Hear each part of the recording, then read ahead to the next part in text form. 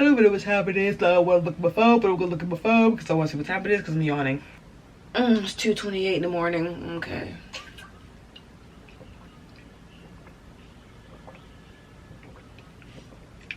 What's up, Rick?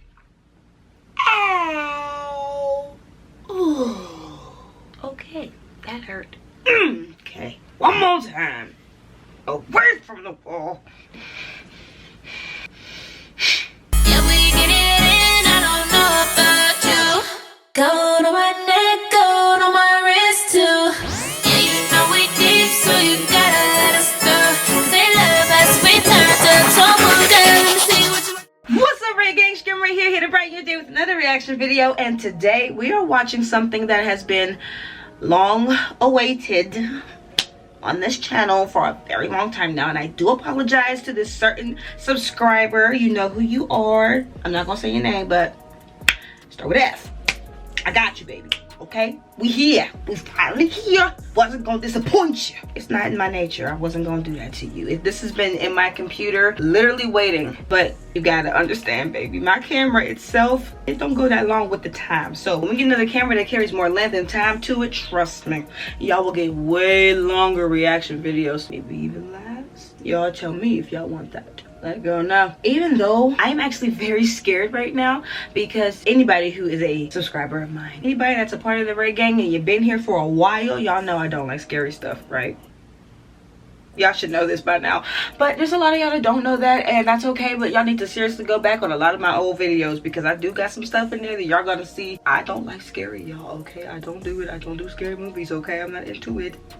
I don't like it, but I can't disappoint my babies. So we are watching MrBallen, and this is a very long title, by the way. I'm gonna say the whole thing. Top 5 bingeable scary stories. Okay, missing persons edition. Okay. Well, I'm not gonna lie to you. This is 56. This is an hour long. This is 56 minutes long. I ain't gonna lie. This is hefty. So we're more than likely gonna make this a 2-parter. I know. And I'm gonna do my best to make it back to back. All right. Remember I said that, but we got the beats. We got the handy dandy blanket. We got Mr. Barrington. And we have our Staniel.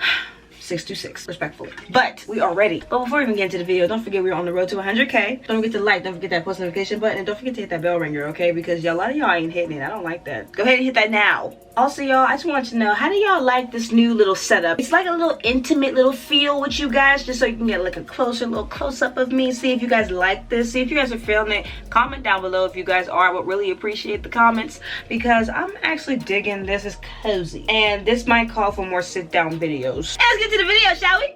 I'm not ready. I'm excited for y'all, but I'm like horrified for me. And I'm giving y'all the ample theater today. Like, oh, I love y'all. Today we have a special video for you guys. It's a collection of 5 stories, and the very first story you'll hear is a brand new story, and the other 4 are fan favorites. Now those 4 fan favorites have all been re-edited for today's episode, so even if you've seen or heard them before, this will feel like a new viewing experience. But before we get into today's 5 stories, if you're a fan of the strange, dark, and mysterious delivered in story format, then you've come to the right place, because that's all we do, and we upload once a week. So if that's of interest to you, the next time the like button is writing something very important, go up and nudge their elbow. Also, please subscribe to our channel and turn on all notifications so you don't miss any of our weekly uploads. We're gonna see how you tell a story first. Today's stories. You need to get up into it, because I need to feel it. You got a nice subscriber count though, so we're gonna see.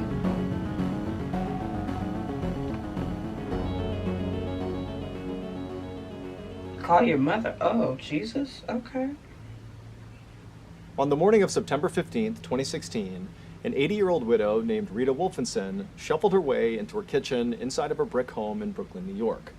However, Rita was basically blind, and as she made her way into the kitchen, she walked past her table and her foot caught a basket of newspapers in the ground, and it caused her to stumble and fall to the floor. And the second she hit the ground, she heard a pop. And the second she heard that pop, she felt a shooting pain in her hip, and she knew right away, very likely her hip was broken.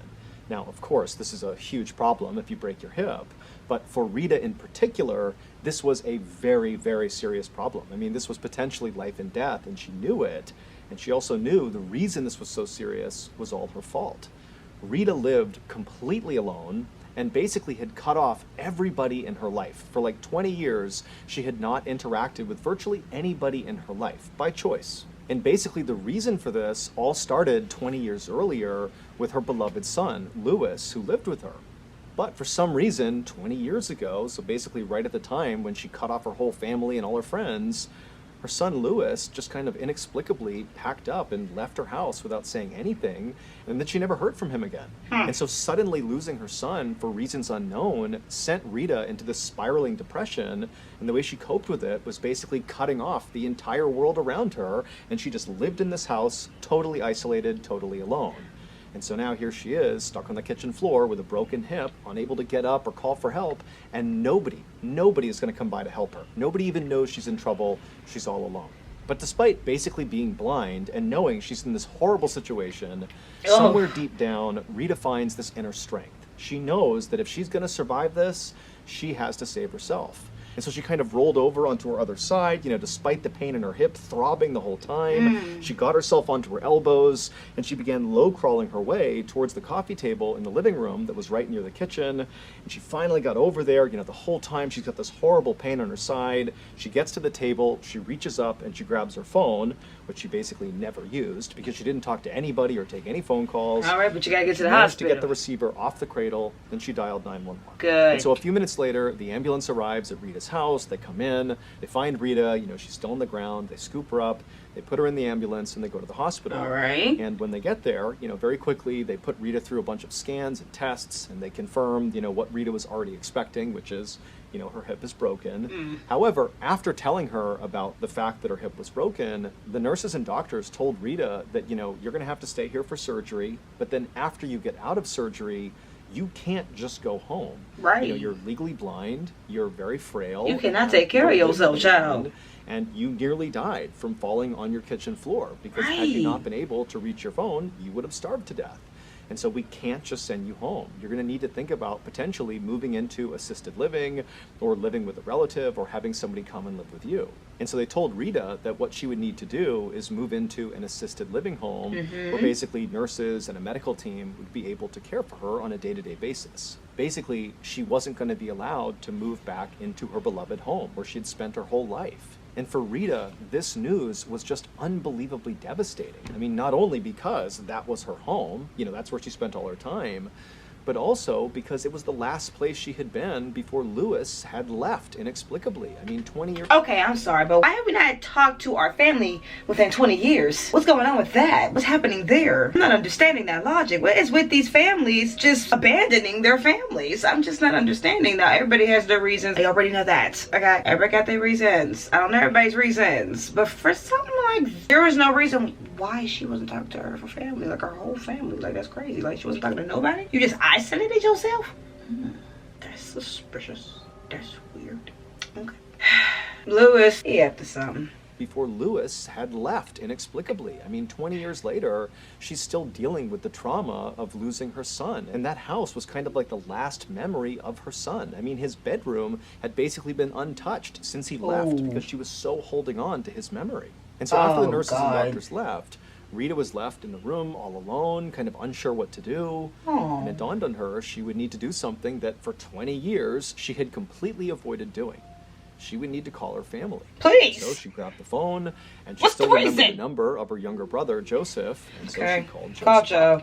Now, the reason she called Joseph is, over the past 20 years, the one family member who had basically tried really hard to stay in touch with Rita after she cut everybody off was Joseph. Okay. And so she figured if there was anybody in her family who would not judge her for the silence and, being cut off, it would be Joseph. And so a couple of seconds later, a phone rang inside of a house pretty far away from the hospital, but still in New York.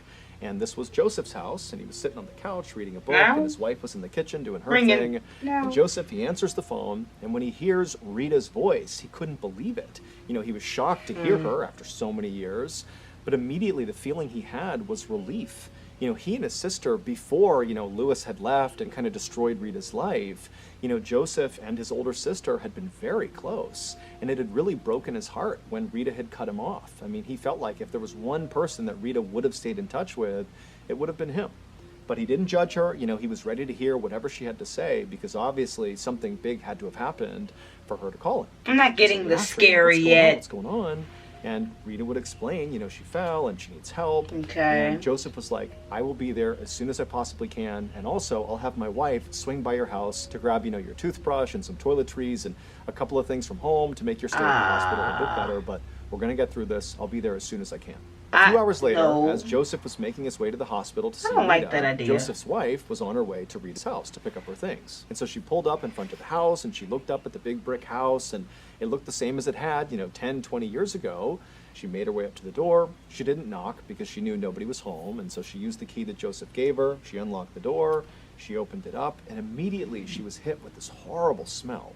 So Rita was basically a hoarder, and so she had lots of, you know, plates of food and all this stuff just kind of jammed inside of her house. And it was all rotting, and so her house really smelled horrible. Not to mention, Rita basically never went outside. Remember, she kind of was a hermit for the past 20 years. Now, so Rita. Joseph's wife was kind of bracing for a pretty disgusting living situation, but this was far more repulsive than even she had braced for. But she knew she had a job to do, you know, get in there and get some things for Rita.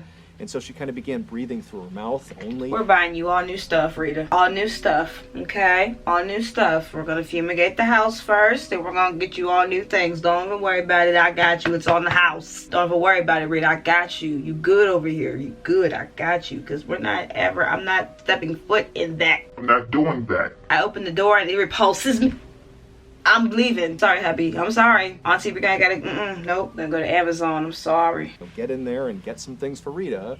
And so she kind of began breathing through her mouth only to avoid the smell. And so she stepped into the house, which again, you know, is piled high on either side of the hallway with newspapers and just kind of junk. And so she began walking through the house, and she eventually turned toward a flight of stairs. She went up to the second floor, and the second floor is the same as the first floor. You know, there's plates of food and junk and all this nasty stuff. And she didn't know which bedroom was Rita's. So she just went to the first door that she saw, and she opened it up, kind of hoping that maybe this would be Rita's bedroom. But the second she opened up that door, not only was she hit with more horrible smells, but she saw something in this room that she was not braced for. Something that terrified. Wait a minute, is the sun dead? Oh my God, it's the sun dead. Oh my God, it's the sun dead. It's the sun dead, y'all. It's the sun dead. She thought that, y'all, is the son in that bedroom dead? No, I'm actually, wait, I don't want him to finish that. What was she terrified? What did she look at? Did she see the sun? It was the sun.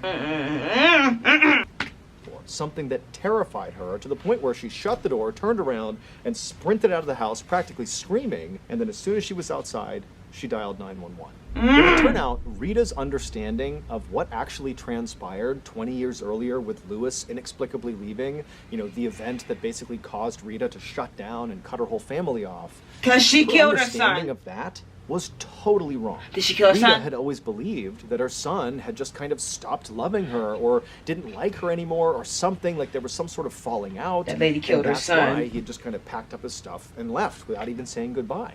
But that wasn't true. Oh. Louis loved his mother. He didn't just randomly abandon her. But 20 years earlier, when Louis was 29 years old, while he was still living with Rita in her house, he died somewhat unexpectedly from natural causes. It's believed he had some sort of terminal illness that he may or may not have known about, and it's unclear if he even communicated that he was sick or that he had this illness to his mom. And so 20 years earlier, he went into his bedroom one night and he passed away in his bed. And his mother, Rita, instead of going into his bedroom and checking on him, just didn't go into his bedroom and instead convinced herself that her son must have abandoned her because he didn't love her anymore, and it sent her into this spiraling depression, and she cut off her whole family, when in reality, Louis had never left her house. He was still laying in his bed upstairs all those 20 years. And so when Joseph's wife went into Rita's house and went into that first bedroom she saw on the second floor, what she saw was Louis's skeleton, still wearing a shirt and pants, laying in his bed, obviously deceased. And that's why she went running out of the house and called 911. And so in a very bizarre and morbid way, it was this discovery by Joseph's wife that would ultimately bring Rita back together again with her family.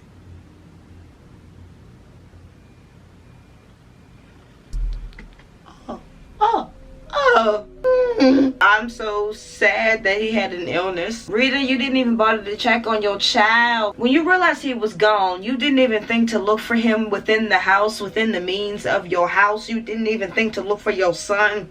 Everybody know they lay out. Everybody know they lay out. You could have felt them walls, girl. You could have got on that door. What's wrong with you, girl? I don't know. That kind of made me mad. Not gonna lie, that one was chilling. It was chilling. It wasn't. So I'm gonna give that one. I don't know. I didn't know I was gonna rate these, but I think I'm gonna rate this. I'm gonna give that story. I'm gonna give that story a 2 because it really didn't get me all like that. Was it so much a thriller at the? And once it got to like the very end, yeah, that's more so when it got to. But it's like other than that, it's like. But you know what I mean. You know what I mean. But we're gonna get into the second one because we have time. We got time on the camera, baby. We are gonna watch Stairway to Heaven. Jesus be offense. I heard that he said the other ones are fan favorites. Why? We're gonna find out. I ain't ready for this, man. Oh dang! Now wait a minute.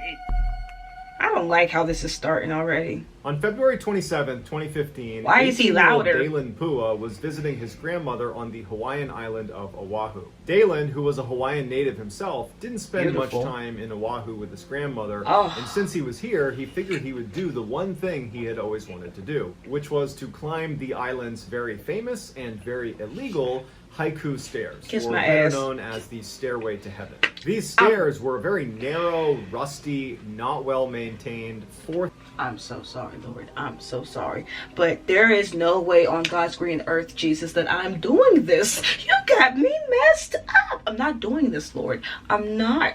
Now, I know you said walk in the path and I shall receive. But here's my thing, Jesus. I don't think you created that, Jesus. I don't think you created that. You want me to go up dirty, rusty, broken steps. Mind you, the steps ain't even filled out all the way. Listen, if the steps had like little walls, so that way if I kick my foot by accident, I ain't gonna lose a shoe or I ain't gonna lose a leg. You know, I ain't got time. And he's gonna climb to the very top of that, ain't he? Oh, Jesus. Your creations, they are beautiful. But I'm not doing that.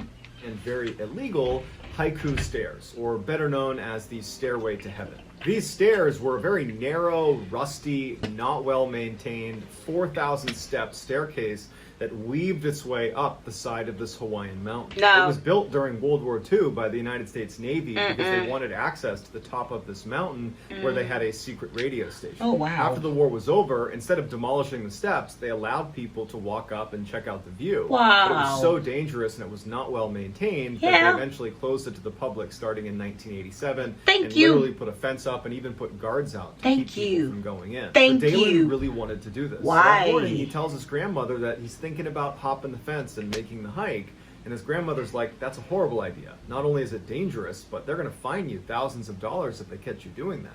Dalen backed down from what he said, and he said, okay, I won't go, and it kind of played it off like, I'm not going to go on this hike. But sure enough, right after breakfast, he slipped out of the house, hopped on a bus, and he made his way over to the base of these stairs. It's like you didn't hear anything your grandmother said. I'm not gonna lie, for you to still do that is really crazy, and it really shows a lot about your character at the end of the day, now doesn't it? And I really hope nothing bad happened to that boy. I really hope nothing bad happened to that boy, because they should have demolished these steps immediately after they were done using them for the war. These should have never been open to the public. I'm pretty sure more than 50 people got hurt. I am pretty sure. That ain't safe. That should be gone. This shouldn't even be remotely accessible for the public to even get to hop a fence. This should be like Fort Knox if that's the case. The house, hopped on a bus, and he made his way over to the base of these stairs. Even though it was totally illegal and he was incriminating himself, he was so excited about going on this hike that he documented the whole trip by posting pictures of it to his social media. And so the first picture begins with him at the base of the stairs, where he posts a picture as he's about to start this hike, and then all morning he's taking pictures along the way up these 4,000 stairs. But then around 11 a.m. that morning, the posting stops abruptly, and he hasn't reached the summit. And you figure, if you're going to do this hike and you're already posting pictures of just the way up, certainly when you get to the summit, you're going to take a whole bunch of pictures and post all of those, because that's the prize at the end of this hike. But for whatever reason, the posting stopped at 11 and he clearly hadn't reached the summit yet. And by that night, when he didn't come home, the family was really concerned and they told police. Police launched this huge search for him. They're looking all over the stairs. They got helicopters out. The Navy gets involved. There's no sign of him. He's just vanished. When they couldn't find him after several days, they had to call the search off, and the assumption was, well, you're doing something dangerous. There's a reason this is off limits. He probably slipped at some point and fell down the mountain. That's why this is off limits. It's not safe. But when people reviewed some of his last photos that he had posted to social media, I'm sorry, before this goes any further, I just want to know, Grandma didn't say nothing? Grandma didn't say, okay, so he told me that he was trying to do this, and I just want to let y'all know that we should go and check there first, because that may be where he's at. Hi, I'm Marae, and you're probably wondering what you're doing here. I'm here to tell you that we now have an Amazon storefront, and I would like for you guys to go down below in that description and check it out.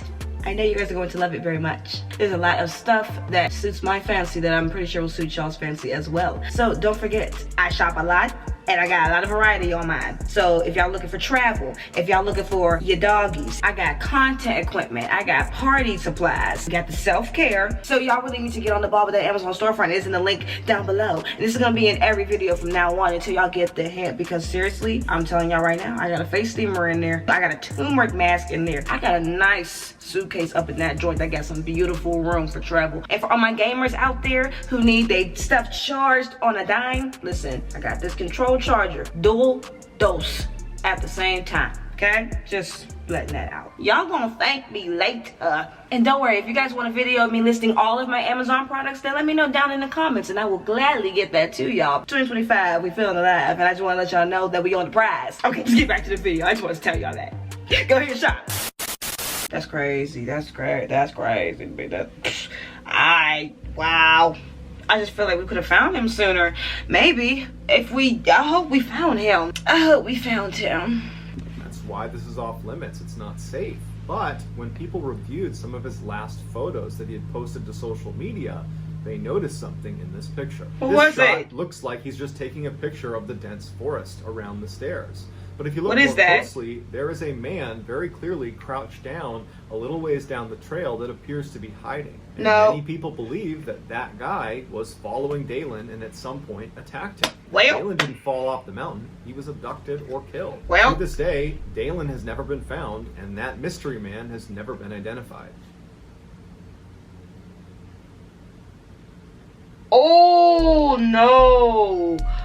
Oh no. No, Dad. Oh.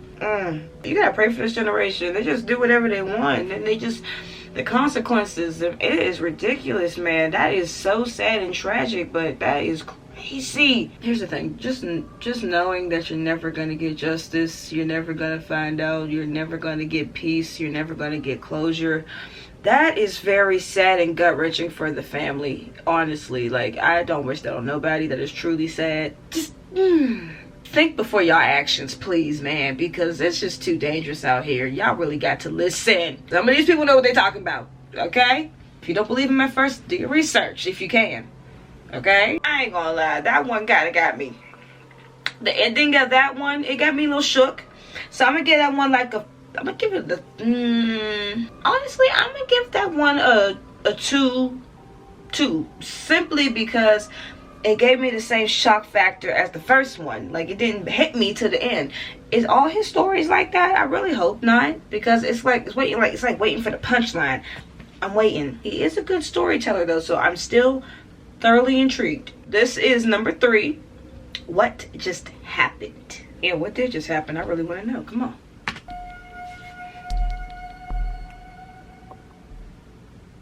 Growing up, Colton Louder was a joy to be around. He was always goofing off and making people smile, and he had a really infectious laugh. But secretly, he was depressed and began self-medicating at a very young age. By the time he was 18, he was a full-fledged drug addict, and by the time he was 25, he was in jail on a life sentence for murdering his uncle over a drug-related dispute. Colton's actions had a profound impact on his family, but none more so than on his twin sister, Kaylin. She had known about his pain even when he was putting on that facade of being happy and bubbly and outgoing, and she had reached out to him and tried to help him, but she could never get through to him, and when he was ultimately convicted, it was crushing to her. She felt like she couldn't help someone who was really vulnerable. But instead of just feeling bad about this, she took her sadness about her brother and watching him spiral and turned that into a laser focus on helping other vulnerable people that were struggling with addiction and depression to try to help them before they end up like her brother.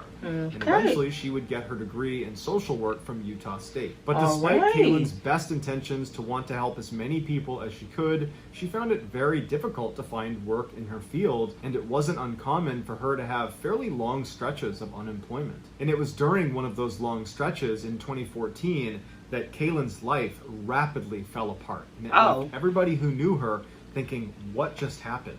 On September 26, 2014, a little after 9 p.m., Kaylin calls 911. She reported that there was this huge, brutal fight taking place in her condo's clubhouse. Basically, it was like a restaurant where you could rent it out in the first floor of this condo complex. And she said it was getting out of hand and police needed to come over here and stop it before someone got hurt. The police asked her if weapons were involved. Were people using weapons in this fight? And Kaylin says, yes, guns. But when police rushed to the scene, bracing for the worst, they discover that it's just a docile wedding reception happening inside of this clubhouse, and not one person in there reported any altercation happening. They were like, we're being pretty quiet. I don't know where she would have got that from. One guest would tell police that they had lit off a single firecracker, but they showed them what they had used, and they were these little tiny cheap things that made almost no noise. So it is possible that Kaylin could have mistaken that for a gunshot, but it does seem highly unlikely. Police leave, and then 1 hour later, Kaylin calls 911 again, but she immediately hangs up as soon as an operator has actually answered the phone. And the operator calls the number back, and Kaylin picks the phone up, but she's not really speaking. She's mumbling, she sounds confused, and the operator said, hey, you tried to call 911 a minute ago. Is everything okay? Can you tell me where you are? And Kaylin would have a really hard time giving her address to the police. It was like she couldn't remember her address.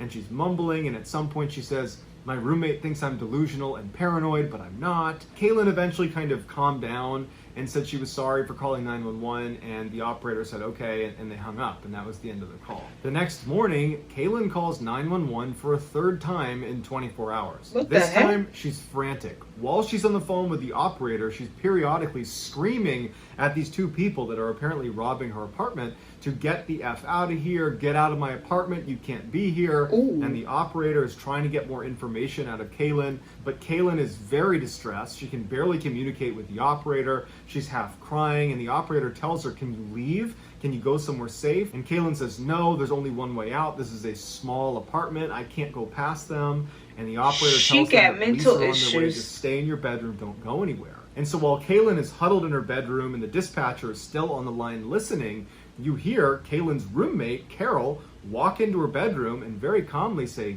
Kaylin, what's going on? And Kaylin's like, Carol, get over here. You gotta lock the door. Get in here. There's two people in here. They're robbing us. They're out there. They're in the other room. And Carol's like, no, there's no one here. The front door's locked. Kaylin suddenly sounds really confused, and she says, well, I can't explain that, but they must have been in here because I heard them. They must have had a key, and that's how they got in, and that's how they got out. And right at that moment, the responding officers show up, and there was no sign of a break-in. Nothing had been taken. It really looked like nothing had happened unless someone really did have a key. At this point, Kaylin was very embarrassed. She apologized to the officers. She apologized to her roommate, and she ended up calling her mom and saying, I'm mortified. I can't believe I just called 911 3 different times and nothing came of any of these calls. Like, I feel so embarrassed about it. And her mom, being a good mom, told her, don't worry about it. No one got hurt in the process, so it's all good. And so Kaylin moves past it, and on the call with her mom, she starts talking about what she's going to do that day. She says, well, I'm looking to update my resume and submit it to a couple different job openings, and I also want to clean up my apartment. Okay. And so they hang up the phone, and everything seems normal again. But at about 5:45 p.m. that night, Kaylin, along with her beloved little dog named Phyllis, that apparently she took everywhere with her, were seen I'm gonna stop you right there. If something happened to this damn dog, I'm going to stop watching this. I'm telling you that right now. I'm a dog lover. Do not play with me. And also, I'm telling y'all right now, he got my attention, because anytime y'all see me this quiet, I am immersed. And I haven't been this immersed in a video in a long time. Like, y'all need to seriously go back on my videos and really comment down below, when's the last time I was this quiet? MrBallen, yeah. The stories are a little lackluster to me. A little, just a tad lackluster. But he's a good storyteller. He's telling the story like he should. He's giving the dramatics. He's really, you know, he's lowering, uppering his voice. I like that. Animation. It helps. It really does. It goes a long way. Get back into this. This is good, though. This is good. We might have to do more. Feels so embarrassed about it. And her mom, being a good mom, told her, you know, don't worry about it. No one got hurt in the process, so it's all good. And so Kaylin moves past it, and on the call with her mom, she starts talking about what she's going to do that day. She says, well, I'm looking to update my resume and submit it to a couple different job openings, and I also want to clean up my apartment. And so they hang up the phone, and everything seems normal again. But at about 5:45 p.m. that night, Kaylin, along with her beloved little dog named Phyllis, that apparently she took everywhere with her, were seen exiting the condo and walking out to the parking lot behind their building. Kaylin was barefoot, was only wearing a tank top and shorts, despite the fact that it was cold and raining. And as soon as she puts her dog down, because she was holding her dog in her arm, Kaylin begins having this totally animated discussion, except there's no one there for her to be talking to. About 15 minutes later, she and her dog turn around and walk back towards the condo complex out of view of a camera, but residents would say they saw her crying and going up to a gate that lets you back into the condo, and she apparently couldn't open it, and as she's standing there struggling, she suddenly stops, puts her dog down, turns, and starts running away. And the camera footage we have of her is only when she's back in the parking lot, but she's running away still, and the dog is nowhere to be found. Her beloved dog, she's abandoned, she's got no phone, no wallet, and nobody knows where she's going. Later that night, what when is going Kaylin on? family could not get in touch with her, because of all the weirdness around those 911 calls, her family just had a bad feeling about it, and so they filed an official missing person report that night. When police arrived at the condo complex, the first thing they did is they reviewed the security footage. And they already knew about her 3 911 calls that had happened within 24 hours, and all of them had been for unfounded reasons. And they see Kaylin on camera, barefoot in a tank top and shorts in the rain. And she's having this animated discussion with nobody before running around and running away. And so police go to Kaylin's family and they say, does your daughter have a drug problem? Is she mentally ill? And her family tells the police, no, she's got no history of mental illness. Yeah, I can get her checked. She definitely does not have a drug addiction because of what happened to her brother. And they explain what happened with Colton and how that had a tremendous impact on her, and how that had actually sent her on a course to help people with mental illness or people who are fighting against addiction or depression. And they explained how she was just really well adjusted and everything seemed okay until these 911 calls started, and now this. So this huge search is launched between the police and volunteers, and actually the Louder family even hired some private investigators to help them look for Kaylin. But days turned into weeks and there was no leads, no one knew where she was. Dang. Then on December 1st, 10 weeks after she went missing, city workers were inspecting drainage pipes down near the Jordan River, which was a river that went by her apartment, and they discovered behind some plants a body that was half submerged, and it would turn out to be Kaylin's. They pull her out of the water, and no cause of death could be accurately determined because of how long she had been in the water for. It looked like she had been in there for probably all of the 10 weeks she had been missing. They were able to determine that there were no drugs in her system, and there was no water in her lungs, which meant she didn't drown. Her body was found 5 miles from where her apartment was, and so initial speculation was she must have gotten hurt and fallen into this river and drifted the 5 miles downstream to where she was found. But they looked at that section of the river between her apartment and where she was found, and the water was simply too shallow and windy, and it would not have been possible for a human body to travel that distance. Which means almost immediately after she ran off screen on the security footage, she covered those 5 miles, wound up at that section of the Jordan River, died, and then fell in the water, or fell in the water and then died, but not via drowning. The police officially ruled Kaylin's death an accident, but her family disagrees. They say if you look really closely at the security footage right before she runs away, it looks like she's terrified. More specifically, it looks like she's terrified of someone we can't see on camera. When she's having that animated discussion where it looks like she's talking to no one, further feeding the idea that she had kind of lost it, well, there's this huge rock to the right in the video that kind of obscures our view, and behind that is this huge forest. And it is theoretically possible that someone could be back there that we can't see. But no matter what, her family believes that whatever she was doing in her final moments on camera is the key to understanding why she ran off and ultimately died. So you be the judge. Was this a psychotic break, I don't or know. is there something more? Honestly, I don't know now. I want to say mental. As many of you may know, aside from telling stories on this YouTube channel, I also tell stories on my flagship podcast. Yeah, yo, we're going to stop it there because MrBallen, you are a really good storyteller. I truly was enjoying that. I think that was very interesting. I'm not gonna lie, the stories, however, I'm not gonna lie. Okay, my baby, I love you. I love you for recommending this video to me, okay?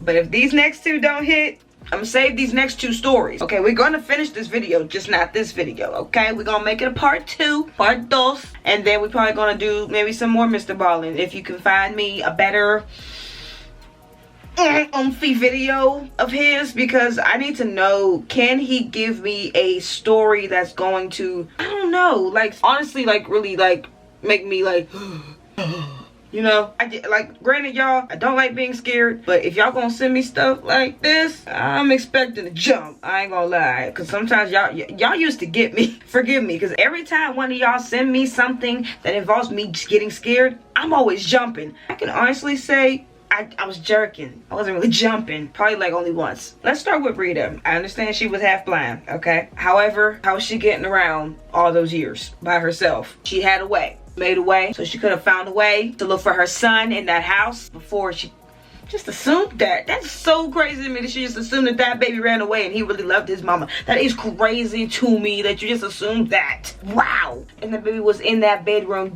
dead as a doornail. And he was skeletized. Oh, Jesus. Oh, that lady was traumatized. I would be too. I would have flew out that house. Absolutely not. Yeah, and then the Haiku stairs, that boy, I'm not gonna lie. That is a very sad, tragic story, but just a lot of decisions that should not have been made. When it comes to stuff like that and it's just straight dangerous, you need to know better. Oh, honey, I don't wish that on nobody. I don't wish that on nobody. Because this happened and they had the whole island looking for this boy, don't you think it's about time we just demolish these steps? We don't need them no more. The war happened. Don't let people keep getting access to this, because that's not good for nobody at the end of the day. And that baby got, first of all, he got stalked by a guy who was in the woods, crouched down, Bear and crouching tiger. in the freaking tree branches. That is horrifying to me. He was in a picture. That was the last picture that boy took. Didn't even make it to the top. Oh, that is sad. That is so sad. Nope. Next. And then grandma didn't say nothing. And then the lady at the end, Kayleen, I ain't gonna lie, hers is a little bonkers to me too, because she really could have been talking to herself and she really could have been in a mental episode, or there really could have been a stalker that we really did not see behind that big old rock. But that's a really big rock. That's a boulder from SpongeBob. Like, y'all know what that is. Why is that just there? It's just awkward as heck. Why is that there? But the lady being barefoot in the rain is crazier to me. That's what's throwing me off. Like, did you run out of some flip-flops? And the baby, the baby got lost. I'm so mad. I mean, I don't want to be mad at her, but I don't understand the story either, because I don't know if it was her or if she was genuinely getting stalked and she was trying to stop a situation from happening and couldn't, and then ran away from the situation and tried and then died, and then now, ooh, oh honey, they found that baby floating in an underpass. Oh, Jesus Lord, I don't know what's going on in today's world, honey. That is crazy to me. And the fact is, they labeled it an accident. I know her family was hot. That is so sad. See, these are more so sad than scary. That's my point. That's my point. It's more so sad than scary. They got that little thriller action, but woo, I feel more so bad. So yeah, we're gonna come back to this because this was actually interesting to watch. But I will say it takes him a while to get there, for me personally. So just keep that in mind. But also, y'all, comment down below if y'all like the intimate setup. Like, maybe I can like set up the light to like a warmer light, or I can keep it like this, or I don't know. I'm probably gonna do a couple more videos down here just so I can try it out and see how that goes, because I know the next couple videos are music videos, and that's gonna be exciting because I just cracked my arm off this wall. So we're gonna see how I can stay in this tight little space. And if you made this far in the video, comment down below part 2, because y'all know y'all want it. No, I'm gonna act like y'all don't. This was very fun and I really enjoyed it. So thank you very much to that certain subscriber. I love you very much, baby. And the only reason why I'm not saying your name is simply because I made a promise to myself and I made a promise to y'all that once I get to 100,000 subscribers, I was gonna bring the notification post back, okay? And I meant that. So y'all gotta help me get there so I can bring it back, because I really want to shout you out. That's why I said your name start with an F. Now whatever y'all see in the comments is what y'all see, okay? But just know he started this. Period. Poo. Love you. And with all that being said, I would like for you guys to like, comment, and subscribe to my channel. Give me my videos to react to. Give me a song to sing. And give me challenges to try. And I love you, reggae. Bye.